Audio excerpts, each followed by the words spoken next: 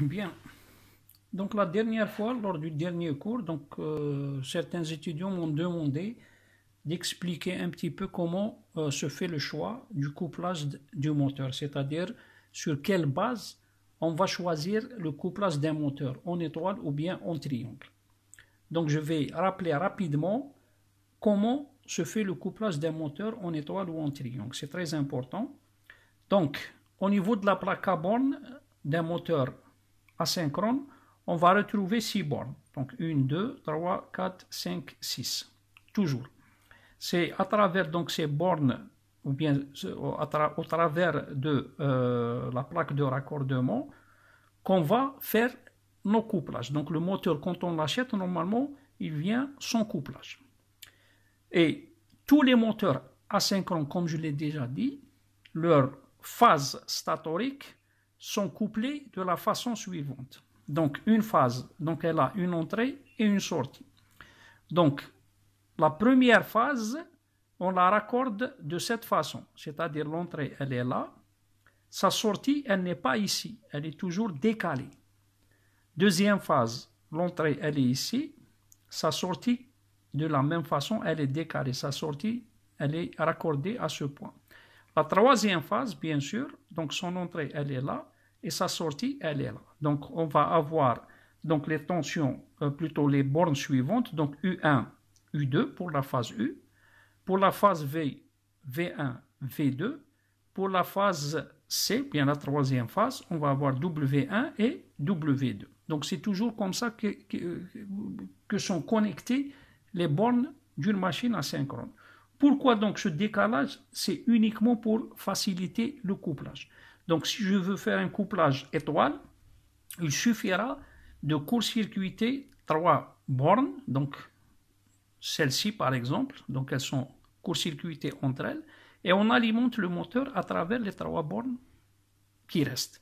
Donc de ce fait, donc on remarque que le couplage étoile, il a un point commun, c'est le point neutre, donc c'est celui-ci, d'accord? Et on a les 3 autres, les sorties qui vont aller vers la ligne L1, L2 et L3.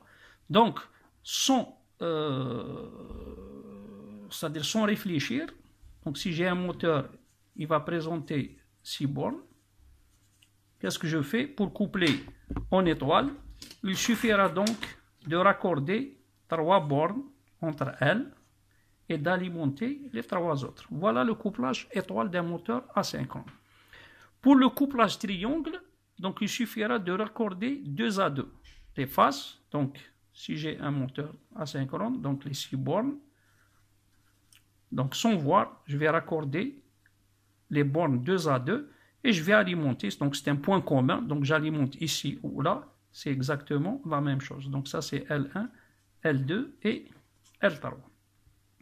Donc si vous remarquez pourquoi donc cette disposition, c'est tout simplement parce qu'en étoile, il n'y a aucun problème. Donc même si elles sont disposées normalement, je court-circuite, j'ai le couplage étoile. Par contre, pour le couplage triangle, si je prends donc l'entrée, donc ça je vais l'appeler E1, S1, c'est celle-là, E2, l'entrée de la deuxième bobine, sortie de la deuxième bobine, et E3, S3. Donc, le couplage triangle, si je prends les bobines, c'est celle-ci. Donc, la première bobine, c'est E1, S1, entrée, sortie de la première bobine. Deuxième bobine, E2, S2. Et troisième bobine, E3, S3. Donc, le couplage étoile, donc pour le réaliser, je dois connecter E1 avec, plutôt S1 avec E2. Donc si je viens ici, E1, E1, ici c'est E1, c'est avec S3. E1 avec S3. Donc E1, S3. Donc je fais ça. S1 avec E2. Donc S1 avec E2. Je fais ça. Et S2 avec E3. S2 avec E3. Donc, cette disposition ou bien ce décalage du bobinage, ou bien des bornes du bobinage, elles sont faites uniquement pour faciliter le couplage. Donc, Le décalage, il est fait à l'intérieur du moteur. Donc nous, quand on va faire le couplage à l'extérieur, c'est-à-dire au niveau de la plaque à borne, il suffit de relier 3 phases pour l'étoile et relier 2 phases entre elles et les alimenter en triangle.